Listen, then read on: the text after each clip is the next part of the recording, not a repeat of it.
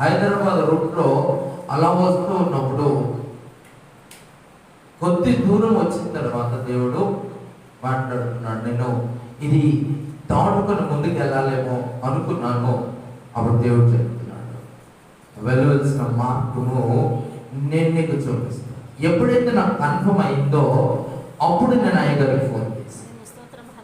అంతవరకు నాకు కన్ఫర్మేషన్ లేదు. నేను ఈ స్థలానికి రావటము దేవుని చిత్తము అని 100% నేను ఖచ్చితంగా చెప్పగలను. హల్లెలూయా, హల్లెలూయా.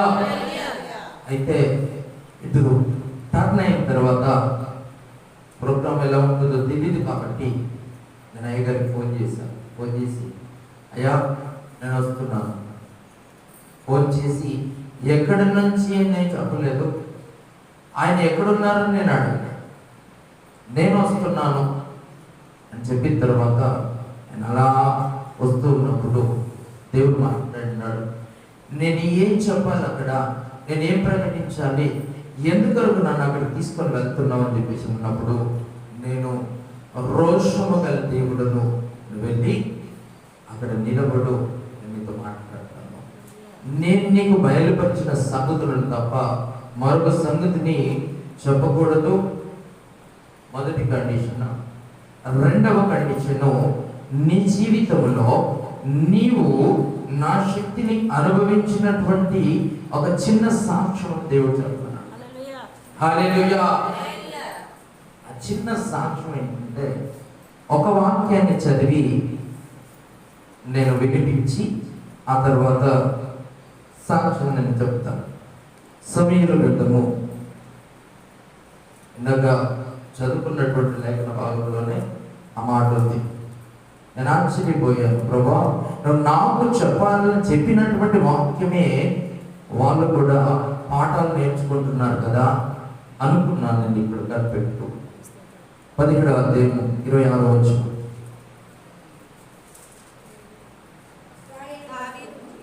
దావీదు అంటున్నాడు, జీవము గల దేవుని సైన్యములను తిరస్కరించుటకు ఈ సున్నతి లేని ఫిలిస్తీయుడు ఎంతటి వాడు, వాడి చంపి ఇశ్రాయేలీయుల నుండి ఈ నిందను తొలగించిన వానికి బహుమతి ఏమని తన యొద్ద నిలిచిన వారిని అడగగా, అక్కడ దావీదు చెప్తున్నాడు, జీవము గల దేవుని సైన్యములను తిరస్కరించుటకు ఈ సున్నతి లేని ఫిలిస్తీయుడు ఎంతటి వాడు అని దావీదు సవాల్. ఇక్కడ ఈ దినములలో కూడా మనలను అనగా దేవుని బిడ్డలను కూడా సవాలు చేస్తున్నటువంటి పరిస్థితులు అనేకములు. అవి శరీర సంబంధమైనటువంటివిను ఆత్మ సంబంధమైనవి కనబడతాయి. శరీర సంబంధముగా మనకు సవాలు చేస్తున్నటువంటి ఏమి అనంటే, మనకు శత్రువులు ఎవరంటే వ్యాధి, బలహీనతలు, రోగములు, సమస్యలు. అవి మనల్ని కలవరకు గురి చేస్తాయి, భయములకు గురి చేస్తూ ఉంటాం. ఈ యొక్క వాక్య భావం ఏమనంటే, జీవము గల దేవుని సైన్యములను తిరస్కరించుటకు ఈ సున్నతి లేని ఫిలిస్తీయుడు ఎంతటి వాడు. ఎవడు ఈ సున్నతి లేని ఫిలిస్తీయుడు?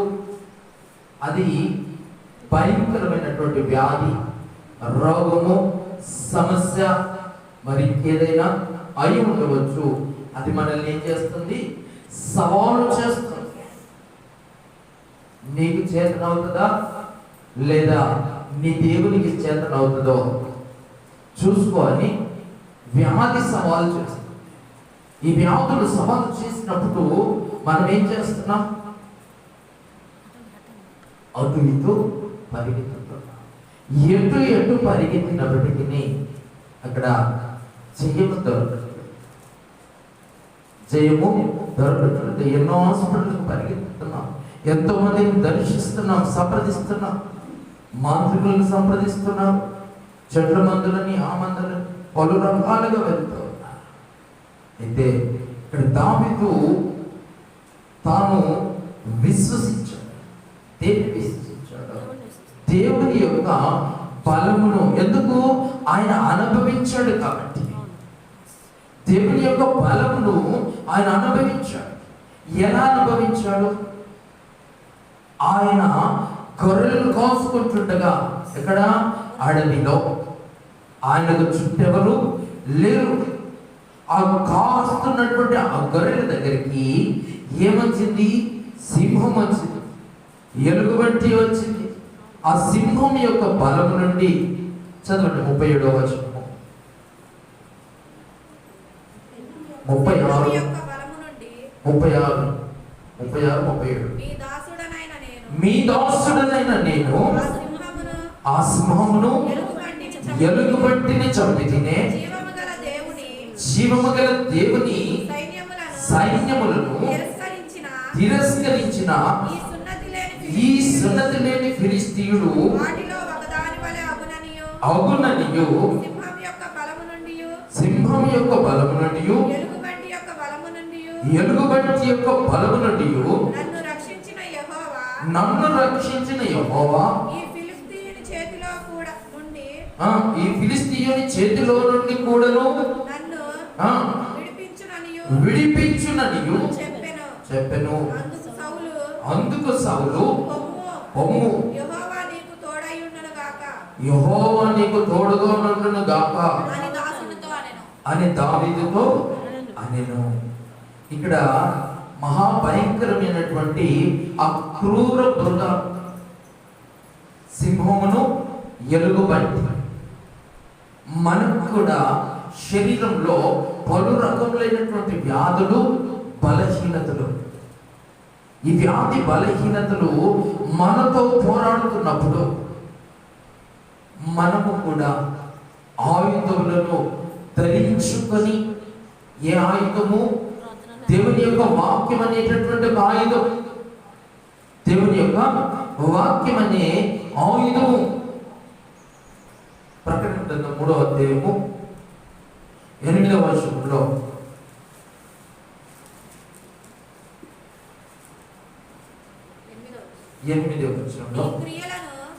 నీ క్రియలను నేనెరుగుదును, నీకున్న శక్తి కొంచెమై ఉండినను నీవు నా వాక్యమును గైకొని నా నామమును ఎరుగనలేదు. ఇదిగో తీసి ఉన్నాను, దానిని ఎవడనూ వేయలేరు. ఇక్కడ మన యొక్క ఆయుధం ఏంటి అంటే దేవుని యొక్క వాక్యమే. ఈ వాక్యం అనేటటువంటి ఖడ్గము. ఇలాగ చూసాం కత్తి. ఈ ఖడ్గముల గురించి యెహెజ్కేలు గ్రంథంలో చాలా ఎక్కువగా చూస్తాం. దేవుని యొక్క వాక్యం అనే ఖడ్గము. ఈ వాక్యమే మనకు ఆయుధముగా ఉండాలి. వాక్యమే ఆయుధముగా ఉండాలి. ఈ వాక్యము మనతో మాట్లాడుతున్నట్టుగా ఆ వాక్యముని ఎత్తిపట్టి పదే పదే ఒక్క వాక్యాన్ని ఎత్తిపట్టి ప్రార్థన చేయాలి. విడుదల పొందేంత వరకు అది విడిచిపెట్టకూడదు. ఈ యొక్క ఒక వ్యక్తికి వ్యాధి, బలహీనత, రోగం వస్తే బలం పెరుగుతుందా తగ్గుతుందా? బలము పెరుగుతుందా తగ్గుతుందా? తగ్గిపోయి నీరసమైపోతుంది. మాట్లాడడానికి కూడా ఓపిక ఉండదు, ఎవరిని పలకరించడానికి కూడా కుదరదు. అయితే ఇక్కడ దేవుడు కూడా అదే చెప్తున్నాడు, నీ క్రియలను నేను ఎరుగుదును, నీకున్న శక్తి కొంచెమయుడినను నీవు నా వాక్యమును గైకొని నా నామమును ఎరుగననలేదు.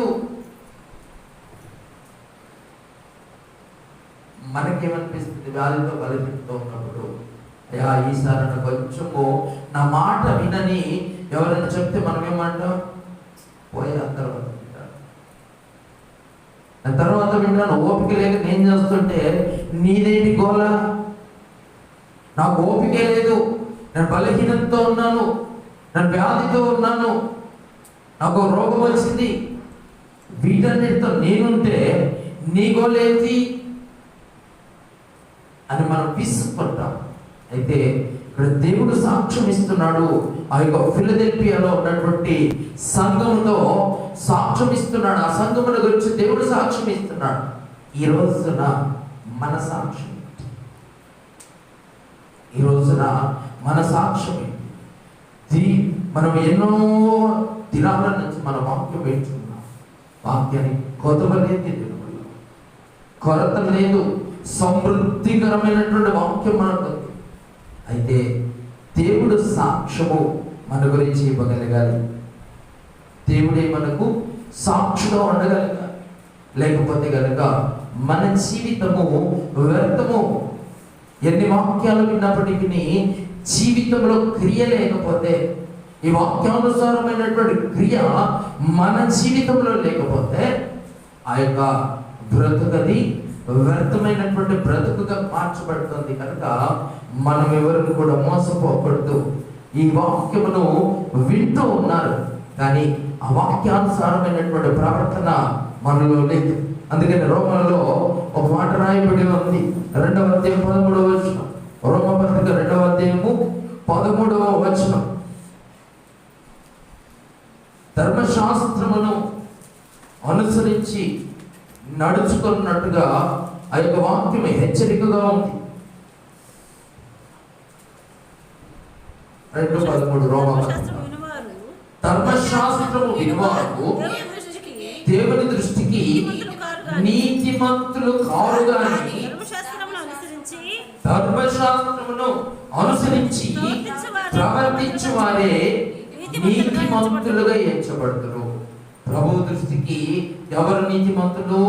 నీకున్న శక్తి కొంచెమై ఉండవచ్చును, నీకున్న విశ్వాసము కొంచెమే అయి ఉండవచ్చును, నీకున్నటువంటి ఆశ కొంచెమే అయి ఉండవచ్చును, కానీ నువ్వు వాక్యాన్ని వినుటను బట్టి నీతిమంతుడిగా కనబడవు. కానీ వాక్యమును గైకొని దానిని అనుసరించి నడుచుకున్నటను బట్టి దేవుని దృష్టికి నీతిమంతుడుగా కనబడతావు.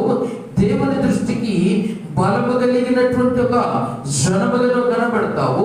అప్పుడు నువ్వేం చేయాలి? గొల్యాతు మీద సవాలు ప్రకటించవచ్చు. జీవము కలిగిన దేవుని సైన్యములను, దేవుని వాక్యమునకున్న పేరేంటి? జీవము కలిగిన దేవుని వాక్యము. జీవము కలిగినటువంటి దేవుని వాక్యము మన చేతిలో ఆయుధముగా ఉన్నప్పుడు మనం ఎందుకు భయపడాలి? ఒక రోషము పుట్టినటువంటి ఒక జీవితము మనం జీవించాలని దేవుడు ఎదురు చూస్తూ ఉంటాడు. ఒక రోషపూరితమైనటువంటి ఒక జీవితము కొరకు దేవుడు ఎదురు చూస్తున్నాడు.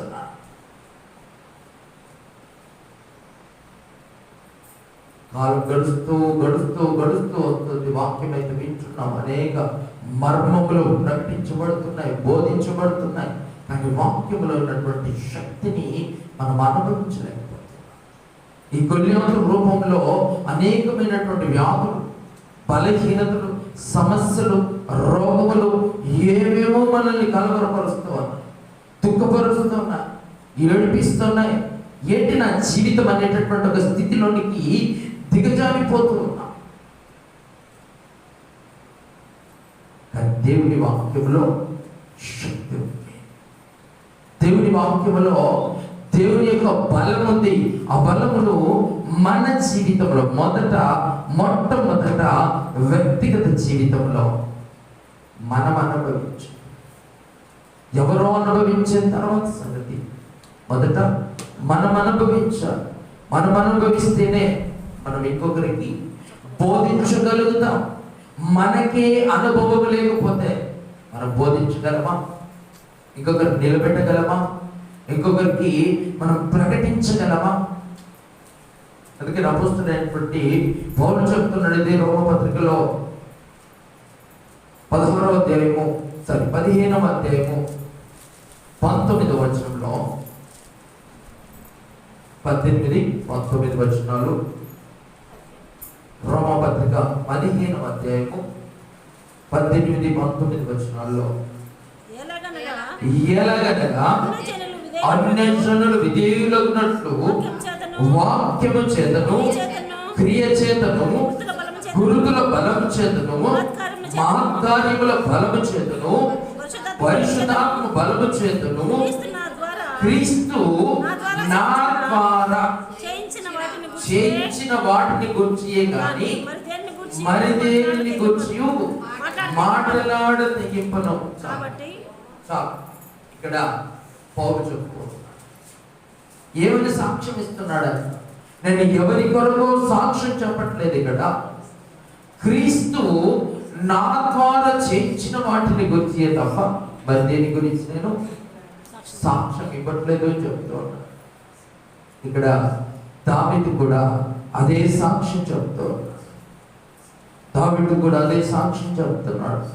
జీవము గల దేవుని సైన్యములను తిరస్కరించుటకు ఈ సున్నతి లేని ఫిలిస్తీయుడు ఎంతటి వాడని దావీదు చెబుతున్నాడు. రోషం కలిగిన వాడని చెబుతున్నాడు. ఎందుకు ఆయనకు అంత రోషం ఎందుకు వచ్చింది? విస్తారమైనటువంటి దేవుని యొక్క సైన్యము, ఇశ్రాయేలీయులు, రాజైనటువంటి సౌలు కూడా భయపడి ఒక పక్కన కూర్చుని ఉన్నాడు. వాడితో యుద్ధం చేసి వాడిని గెలిచేదెవడు, నాకైతే శక్తి లేదని రాజైనటువంటి సౌలు కూర్చుని ఉన్నాడు. కానీ బాలుడు, చిన్న బాలుడే, ఈ చిన్న బాలుడు ఆ యొక్క సవాలు విసురుతున్నాడు. ఎందుకు? తన జీవితంలో దేవుని యొక్క బలమును అనుభవించిన వాడుగా ఉన్నాడు కనుక సవాలు చేస్తూ ఉన్నాడు. మనం కూడా దేవుని వాక్యం అనే ఖడ్గమును, దేవుని వాక్యం అనే కత్తిని చేత పట్టుకొని జీవము కలిగిన దేవుని నామమున ఇదిగో ఈ వాక్యమును బట్టి నేను ఈ యొక్క వ్యాధిని జయించగలిగినటువంటి ఒక విశ్వాసము నేను కలిగి ఉన్నానని, ఇదిగో అందుకు నేను సాక్షిని అని చెప్పగలిగాను. అందుకు నేను సాక్షిని అని క్రియల ద్వారా నిరూపించగలగాలి. అలాగునా లేకపోతే కనుక మనలను మనమే మోసపరుచుకున్న వారు అవుతాం. వాక్యమును అనుసరించి నడుచుకోమని లేఖనము స్పష్టంగా బోధిస్తుంది. దేవుని వాక్యము స్పష్టంగా రాయబడి ఉంది. నాకు బలం లేదు కదా, నేను చిన్నవాడను కదా, నాకు వాడుక లేదు కదా, నేను సేవకుడు కాదు కదా, నేను విశ్వాసిని కదా, నిన్ననే దేవుని దగ్గరికి వచ్చాను కదా, నిన్ననే మందిరానికి వచ్చాను కదా, ఇలా కాదు మనం ఆలోచించవచ్చు. ప్రభా, ఈ దినము నువ్వు నాతో ఏ వాక్యముతో మాట్లాడతావో ఆ వాక్యమును ఒక ఖడ్గముగా ఉపయోగించటం నాకు నేర్పండి అని దేవుని సన్నిధిలో మోకరించి మొరపెట్టాలి. విన్న వాక్యముతో ఇక్కడ వాక్యం విని ఆ వాక్యాన్ని జాగ్రత్తగా తీసుకొని వెళ్ళాలి ఇంటి వరకు. కొన్నిసార్లు ఏమవుతుంది తెలుసా? ఇక్కడ వాక్యం విని కింద మెట్లు దిగి కింద పోయి తినే వరకు గుర్తుంటుంది. తిన్న తర్వాత ఇంటికి వెళ్ళిన తర్వాత అమ్మా మందిరానికి వెళ్ళావు కదండి, ఏం వాక్యం విన్నావు, ఏం చెప్పారు, ఉండయ్యా గుర్తు చేసి గుర్తు లేదు. ఎటుపోయింది? 3 గంటలు 2 గంటలు మందిరంలో కూర్చొని వచ్చాం, నీకు ఏ వాక్యం గుర్తుంది? ఏమీ గుర్తు లేదు. కాబట్టి మనం అలా నిర్లక్ష్యంగా ఉండకూడదు. దినదినము మన విశ్వాసమును రేపుకోవాలి. మన విశ్వాసమును మనమే రేపుకోవాలట. దేవుడు పేతురు రాసినటువంటి పత్రికలో మరో వాక్యాన్ని మన కొరకు రాసించాడు.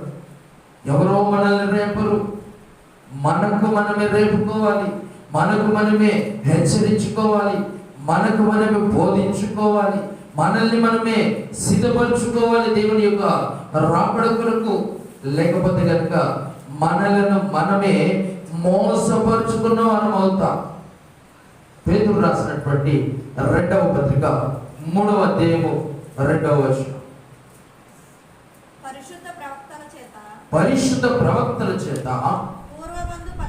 పూర్వమందు పలకబడిన మాటలను ప్రభువైన రక్షకుడు మీ అపోస్తుల ద్వారా ఇచ్చిన ఆజ్ఞను మీరు జ్ఞాపకము చేసుకొనవలెను విషయమును మీకు జ్ఞాపకము చేసి నిర్మలమైన మీ మనసులను రేపుచున్నాను.